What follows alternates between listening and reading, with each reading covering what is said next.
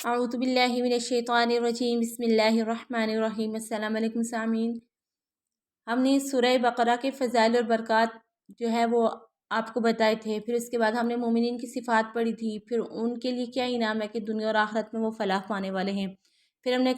کافروں کا تذکرہ کیا تھا اور ان کے لیے کیا تھا، ان کے لیے بہت بڑا عذاب تیار ہے۔ پھر ہم نے منافقین کے بارے میں پڑھا تھا کہ منافقین کون سے لوگ ہوتے ہیں کہ جن کے قول و فعل میں تضاد ہوتا ہے، جو ظاہری طور پر مسلمان سے کہتے تھے کہ ہم آپ کے ساتھ ہیں، اور جب وہ کافروں سے ملتے تھے کہتے تھے ہم آپ کے ساتھ ہیں۔ تو اور ان کا کیا انجام ہے کہ ان کے اس جھوٹ بولنے کی وجہ سے، اس منافقت کی وجہ سے ان کے لیے درد دینے والا عذاب اللہ تعالیٰ نے تیار کر رکھا ہے۔ اب ہم آگے پڑھیں گے۔ اللہ تعالیٰ تمام لوگوں سے، کسی ایک فرقے سے نہیں، نہ مسلمانوں سے، کسی ایک فرقے سے، کسی ایک خاندان سے، کسی ایک قوم سے نہیں، بلکہ تمام دنیا کے انسانوں سے مخاطب ہو کے فرما رہے ہیں کہ یا ایھا الناس اعبدوا ربکم الذی، اے لوگو اپنے پروردگار کی عبادت کرو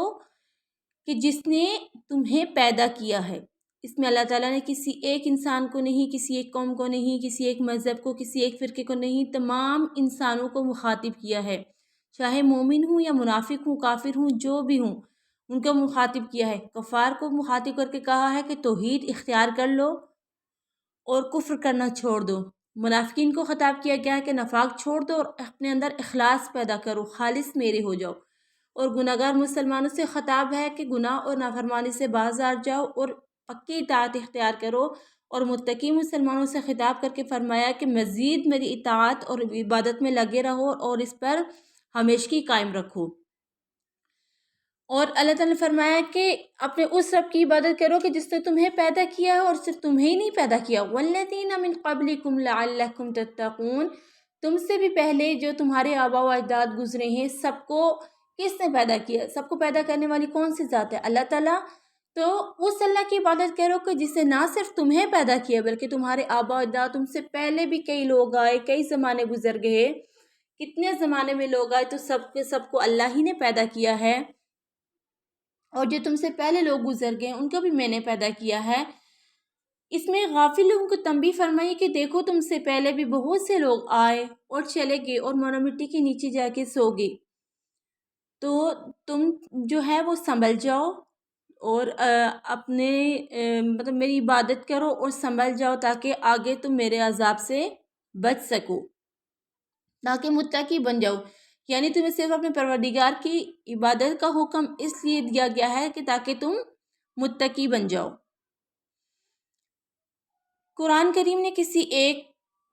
قوم کو، کسی ایک نسل کو یا کسی ایک معاشرے کو نہیں کہا، بلکہ قرآن کریم کا یہ خطاب مشرق سے لے کر مغرب تک تمام عالمی انسان، تمام انسانوں کے لیے یہ پیغام ہے کہ تم جو ہے وہ ایک اللہ تعالیٰ فرما رہے ہیں تمام انسان سے مخاطب ہو کر کے تم ایک میری عبادت کرو کیونکہ میں نے تمہیں پیدا کیا اور میں واقعی عبادت کے لائق ہوں، کیونکہ میں نے تمہیں پیدا کیا، تم سے پہلے لوگوں کو بھی میں نے ہی پیدا کیا ہے، اور میں ہی وہ تمہارا رب ہوں کہ جس نے تمہارے لیے زمین کو فرش بنایا اور آسمان کو چھت بنایا۔ الذی جعل لکم الارض فراشا والسماء بناء وَأَنزَلَ مِنَ السَّمَاءِ مَاءً فَأَخْرَجَ بِهِ مِنَ الثَّمَرَاتِ رِزْقًا لَكُمْ فَلَا تَجْعَلُوا لِلَّهِ أَنْدَادًا وَأَنْتُمْ تَعْلَمُونَ، کہ میں ہی وہ رب ہوں کہ جس نے تمہارے لیے زمین کو فرش کے طور پر بنایا کہ جس کے اوپر تم چل سکتے ہو، بیٹھ سکتے ہو، لیٹ سکتے ہو، مکانات تعمیر کر سکتے ہو، زراعت، کاشتکاری، سب کچھ تم کر سکتے ہو۔ اس کو اتنا بھی نرم نہیں بنایا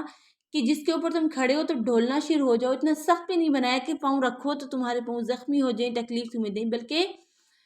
بالکل درمیانے لیول کا بنایا۔ اور پھر تمہارے جس طرح سے زمین کو میں نے فرش بنایا تو اسی طرح میں نے آسمان کو تمہارے اوپر چھت بنا دیا، اور جب آسمان سے بارش ہوتی ہے تو زمین زرخیز ہوتی ہے، پھر اس میں سے ہم لوگ جو ہے وہ کسان جو ہے وہ محنت کرتے ہیں، ہم لوگ محنت کرتے ہیں، تو پھر اللہ تعالیٰ اس زمین سے پھر ہمارے لیے مختلف قسم کے پھل، سبزیاں، سب کچھ اللہ تعالیٰ جو ہے وہاں سے اگاتے ہیں۔ جب بارش ہوتی ہے آسمان سے تو زمین میں جان پڑتی ہے، ورنہ وہ زمین بالکل بنجر ہو جائے، اور پھر اس پہ سورج، چاند، ستارے، سب کچھ ہمارے اللہ تعالیٰ نے فائدے کے لیے رکھے ہوئے ہیں۔ بس ان سب کے بدلے میں تم کیا کرنا؟ اللہ تعالیٰ فرمائے کہ فَلَا تَجْعَلُوا لِلَّهِ أَنْدَادًا وَأَنْتُمْ تَعْلَمُونَ، بس تم جانتے بوجھتے، تمہیں پتہ ہی ہے کہ یہ سب کچھ ایک اللہ کی ذات کرنے والی ہے، ذرا غور کرو، ذرا فکر کرو، ذرا سمجھو اور سمجھنے کی کوشش کرو کہ تم جانتے بوجھتے، تمہاری عقل بھی ہے، سمجھ بھی ہے، دینے والی ذات اللہ کی ہے، تو پھر تم کیوں جانتے بوجھتے اللہ کے ساتھ کسی کو شریک ٹھہرا رہی ہو؟ بس تم کیا کرنا کہ اللہ کے ساتھ کسی کو شریک نہ ٹھہرانا، وَأَنْتُمْ تَعْلَمُونَ، اور تم یہ جانتے بھی ہو۔ اللہ تعالیٰ فرما رہے ہیں کہ بس جانتے بوجھتے جو ہے میرے ساتھ کسی کو شریک نہ ٹھہرانا، اور یہ کتاب پھر آگے فرما رہی ہیں اللہ تعالیٰ کہ وَإِن كُنتُمْ فِي رَيْبٍ مِّمَّا نَزَّلْنَا عَلَىٰ عَبْدِنَا، کہ اگر یہ قرآن پاک جو میں نے اپنے بندے نبی کریم صلی اللہ علیہ وسلم پر اتارا ہے، اگر اس میں تمہیں ذرہ برابر بھی شک ہے کہ یہ کسی بشر کا، کسی انسان کا کلام ہے، تمہارے خیال میں اگر یہ بات ہے، تو تم فَأْتُوا بِسُورَةٍ مِّن مِّثْلِهِ، تو تم اس جیسی ایک صورت ہی بنا کے لے آؤ جو فصاحت و بلاغت کے لحاظ سے قرآن کی جیسی ہو، کہ تم جو ہے وہ اس جیسی ایک صورت بنا کے لے آؤ۔ اگر تمہیں اس میں شک ہے کہ کسی ایک انسان کا لکھا ہوا ہے، اگر نبی کریم صلی اللہ علیہ وسلم اپنی طرف سے من گڑت بنا کے لے آئیں، تو تم ایسا اگر تم اس سے ایک جیسی ایک صورت ہی بنا کے لے آؤ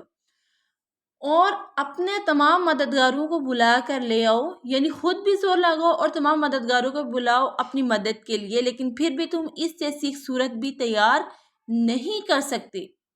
اللہ تعالیٰ فرما رہے ہیں کہ وَادْعُوا شُهَدَاءَكُم مِّن دُونِ اللَّهِ،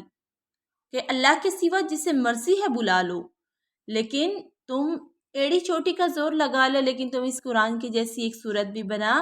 نہیں سکتے۔ اگر تم سچے ہو اس اپنے دعوے میں کہ یہ قرآن من گڑت ہے اور محمد صلی اللہ علیہ وسلم نے خود بنایا ہے،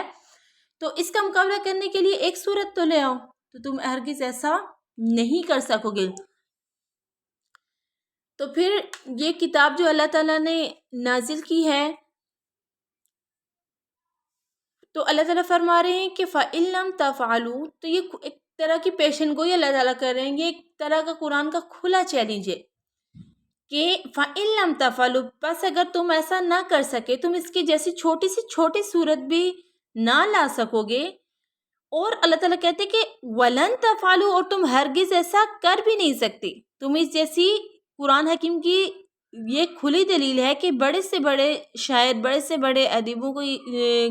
کا یہ چیلنج رہا ہے اور قیامت تک رہے گا کہ وہ اس کی جیسی ایک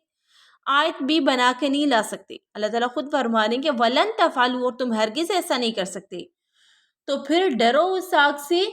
کہ جس کا ایندھن انسان اور پتھر ہیں، جو خاص طور پر کافروں کے لیے تیار کی گئی ہے، جو دراصل کافروں کے لیے تیار کی گئی ہے، یعنی خاص طور پر انہی کے لیے جو گناہگار مسلمان ہیں، وہ بھی جہنم میں جائیں گے، لیکن وقتی طور پر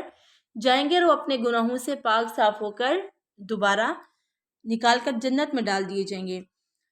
تو ہم بھی اللہ سے دعا کرتے ہیں کہ اللہ تعالیٰ ہم سب کو جہنم کی آگ سے پناہ میں رکھے۔ آپ بھی ہمارے لیے دعا کیجیے گا، دعاؤں میں یاد رکھیے گا، اپنا بہت سارا خیال رکھیے گا، ہمارے چینل کو سبسکرائب کیجیے گا، ہمارے ویڈیوز کو لائک کیجیے گا اور زیادہ سے زیادہ شیئر کیجیے گا صدقہ جاریہ کی نیت سے۔ اپنا بہت سارا خیال رکھیے گا۔ اللہ حافظ، السلام علیکم۔